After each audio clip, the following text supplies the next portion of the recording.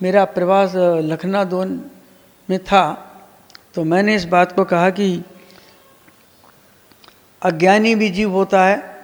तो बोले आप मुनि अज्ञानी कैसे बन गए? तो पंडित जी थोड़े नाराज हो गए। मैंने कहा सिद्ध भगवान भी अज्ञानी है तो और नाराज हो गए। बोले आप पढ़े लिखे नहीं हैं, थोड़ा आप शास्त्र का अध्ययन करें फिर अपने वक्तव्य को दे तो अच्छा है। तो मैंने बैठा ला पंडित जी को, मैंने कहा पंडित जी अब आप सुन लो, सिद्धों के पास केवल एक ज्ञान है, केवल ज्ञानी के पास एक ज्ञान है, चार ज्ञान नहीं इसलिए अज्ञान है। हमारे पास कितने ज्ञान है? चार ज्ञान है। हम इसलिए अज्ञानी हैं, हमारे पास केवल ज्ञानी। वह ज्ञानी इसलिए कि उनके पास चार ज्ञान नहीं है। अब चौथे गण स्थान वाला ज्ञानी है और मिथ्या गण स्थान वाला ज्ञानी। चौथे वाला इसलिए ज्ञानी है कि उसे सम्यक दर्शन हो गया। अब पांचवा वाला ज्ञानी चौथे वाला ज्ञानी है, तो पांचवें वाला इसलिए ज्ञानी हो गया कि उसके बाद चारित्र आ गया और इसके बाद चारित्र नहीं आया होता तो ये भी ज्ञानी होता था। अरे मैंने विषय खसा को तो छोड़ा नहीं है। अब छठवें वाला ज्ञानी और पांचवें वाला अज्ञानी, क्योंकि छठवें वाले के पास क्या है? मुनि का चारित्र है, वीतराग चारित्र, तो नीचे वाले के पास देश चारित्र है, इसलिए अज्ञानी। अगर ज्ञानी होता तो पूरे व्रत ले लेता। बोले भैया मुझे 10 ग्राम नमक दे दो, इसके पास एक झोला नमक, तो एक झोला नमक लेके जा रहा। बड़ा ज्ञानी उसने बोले यार साल भर का कर लिया, भाव भी बढ़े तो कोई फर्क नहीं पड़ेगा हमको। समझ गए ना? अब फिर जाते हैं अपन, अब जिसको अवधि ज्ञान है हमें नहीं है तो हम उनकी अपेक्षा ज्ञानी। किसी को मन पर ज्ञान है, अवधि ज्ञानी को नहीं है, वो भी अज्ञानी। अब अवधि ज्ञानी भी अज्ञानी है, अवधि ज्ञानी भी अज्ञानी है, मन पर ज्ञान भी अज्ञानी, क्योंकि उसको केवल ज्ञान नहीं हुआ तो उनको केवल ज्ञान हो गया। तो हमें नए से लगाना पड़ता है हर चीज़ को। हम ज्ञानी हैं और नहीं हैं, हम अज्ञानी भी हैं ज्ञानी भी कदाई। हम माँ भी हैं और माँ नहीं भी है। बेटा ने हमें जन्म दिया तो बेटा भी माँ बन गया, बेटा ने माँ को जन्म दिया, माँ ने बेटे को जन्म दी। ये बेटा नहीं होता तो माँ कहाँ से बनती? ऐसे एक अज्ञान, एक असंयम और एक असिद्धत, 6 लेशा। समझना, ये 21 भेद हुए। कितने भेद हो गए? ये 21 भेद। औदैहिक भाव किसके भेद हैं? औदैहिक भाव से कहते हैं जो कर्म के उदय से होता है। और दूसरे लोग ये मानते हैं औदैहिक भाव की उपस्थिति में आत्मा की अनुभूति नहीं होती है।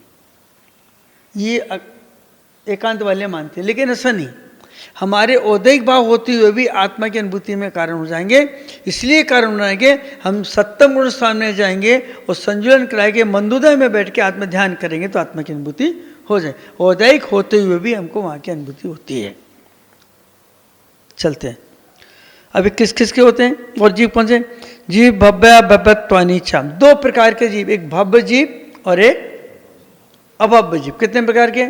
अब भव्य किससे कहते हैं? जिसको सम्यक दर्शन होने वाला है, यह सम्यक दर्शन प्राप्त कर सकता है, उस जीव को क्या कहेंगे हम?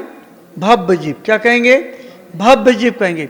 और जिसे त्रिकाल में भी सम्यक दर्शन की प्राप्ति नहीं होगी तो उसे हम अभव्य जीव कहें। अब इसको यूँ ले सकते हैं, एक बांझ स्त्री है और एक शादी और एक कन्या है, शादी करके जा रही। वो भव्य है क्योंकि वो माँ बनेगी। बांझ स्त्री कभी भी माँ नहीं बनेगी क्योंकि अभव्य है वो। उसके जैसे अभव्य को कभी भी सम्यक दर्शन की प्राप्ति नहीं होती, उसी प्रकार से बांझ स्त्री कभी भी माँ नहीं बनती। इसका एक भेद और, दूरांदूर भव्य। दूरांदूर भव्य का अर्थ होता है एक ऐसी स्त्री, सुनना जरा, एक ऐसी स्त्री जिसका पति मर गया, विधवा है। अब उसे पति का सहयोग, माँ तो बन सकती थी लेकिन पति का सहयोग नहीं मिलेगा, तो ऐसा जीव है दूरांदूर भव्य कहते हैं, जो कभी भी देवशास्त्र गुरु का निमित्त तो नहीं जुटाएगा। कह सकते हैं अपन लोग। तो भव्य जिसे सम्यक दर्शन प्राप्त होना है, अभव्य जिसे सम्यक दर्शन की प्राप्ति त्रिकाल में नहीं होना है। एक निकट भव्य होता है, एक दूरांदूर भव्य होता है। निकट भव्य वो है जो भावरे पढ़ रही हो, पत्नी बन के जा रही, भावरे पढ़नी ही वाली है, वो तो पत्नी बन गई है। भव्य भी है और निकट इसलिए अब उसके भावरे ही पढ़ रही हैं यहाँ पर तो पत्नी बन रही। और एक ऐसा बहुत दूर की शादी ही नहीं हो रही आज तक, लेकिन शादी के योग लड़का बैठा है, योगी नहीं मिल रहा, तो दूरांदूर है वो। ऐसे उपयोगो लक्षण, जीव का लक्षण दर्शन और ज्ञान है। क्या है? अगर हम चेतना में से ज्ञान और दर्शन को निकाल दें तो फिर पदार्थों को समझेगा कौन? हो तो अचेतन हो जाएगा, अमृत हो जाएगा।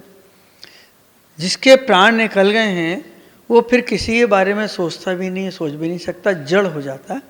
इसी प्रकार उसको हम उसी समझ